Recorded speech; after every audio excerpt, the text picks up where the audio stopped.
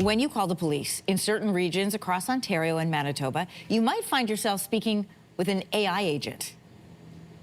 Does is listens to the first portion of a call and decides if that's something that the AI system can handle on their own. That gentleman is real. That's Brian Dodd with the Halton Regional Police. And he says Sarah, the name of the AI chatbot, is being used to handle non-emergency calls as a way to free up 911 operators for actual emergencies. For a closer look at its effectiveness, what it means for you, I'm joined this morning by Chris Lewis, CTV Public Safety Analyst. Chris, good morning. Good morning, Anne-Marie. Okay, first of all, when you think of calling the police, typically it would be in a crisis or an emergency situation. But from what I understand from you, that is not always the calls that are coming through. What is considered a non-emergency call, and how often do police get these or nuisance calls? Well, it's unbelievable the number of calls they get that are really nothing to do with active police work. People ordering pizzas or wanting a taxi cab.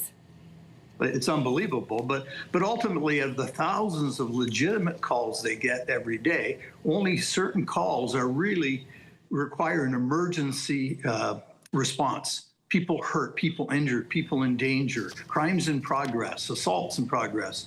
Those sorts of things are a lot different than, you know, my mailbox got knocked down overnight. You know, there's no criminal at the scene. It's not a case where you have to rush lights and siren. And so those types of calls, although important to the caller, they tie up emergency communicators that could be responding to the waiting list of calls that are of an emergent nature. So it's all about saving their valuable time and not having to hire 100 more every year because of all the calls that really don't require an emergency response. Brian Dodd, the gentleman that we were showing earlier, was telling us that their Halton station receives 160,000 of those non-emergency calls every year. That's just Halton. So I guess what people are wondering is, if I call the police and my call is directed to an AI chatbot like Sarah, what happens from there? Well, it's going to ask you with a voice, and not one of those tin voices, but one that sounds like a human being.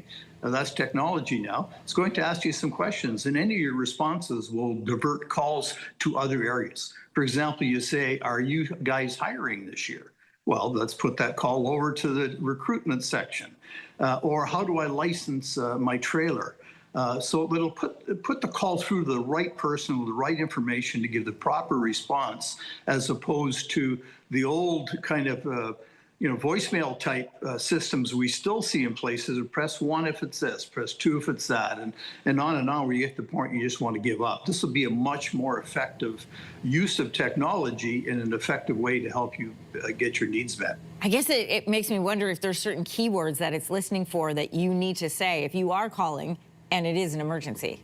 And that's it. I mean, they've really thought this through, and it's not that difficult with AI technology, apparently, and I don't totally understand it, to do that, to put phrases and words and things in there that would indicate, okay, this better go to a communicator. It may not be an emergency, but let's have a real person sort it out. AI is not new, but in this context, it is. So what are some of the risks that could come along with using AI to respond to non-emergency calls? And do you have any concerns you'd be watching for?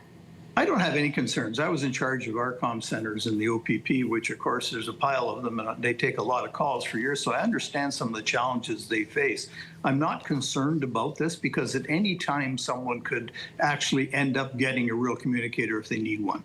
So really, it's like the frustrations of what the voicemail systems we encounter now in many cases, even if we call CTV, for example, that you have to press a bunch of buttons, listen to a whole pile of things. This will be quicker. It'll get you to who you're looking for quicker in a much more effective way. The frustration for some people is going to be, I want to talk to a live body. Right. But unfortunately, there's a huge tax cost to having those live bodies sitting there waiting for you to answer every little question you might have that may not be emergent. So people have to understand this is a good way to do business. It's going to meet their needs and still be cost effective. Speaking of live bodies, the concern around AI outside of the emergency context is jobs and technology replacing people. So what does this mean for the roles of the humans who are actually handling the calls?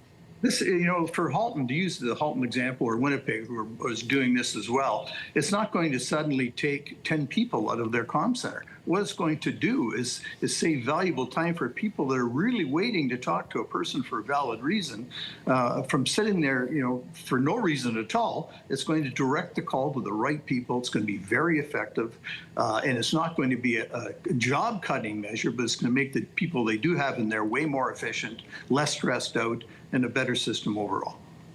Chris Lewis, CTV Public Safety Analyst. Listen, I hope you have a direct line to our control room and you're not going through the call switchboard. No, not at all. Thanks for coming on this morning. Thanks, Anne-Marie. Have a good one. You too. If you like that video, make sure to subscribe to the Your Morning YouTube feed, where you can find all kinds of new content posted every weekday morning.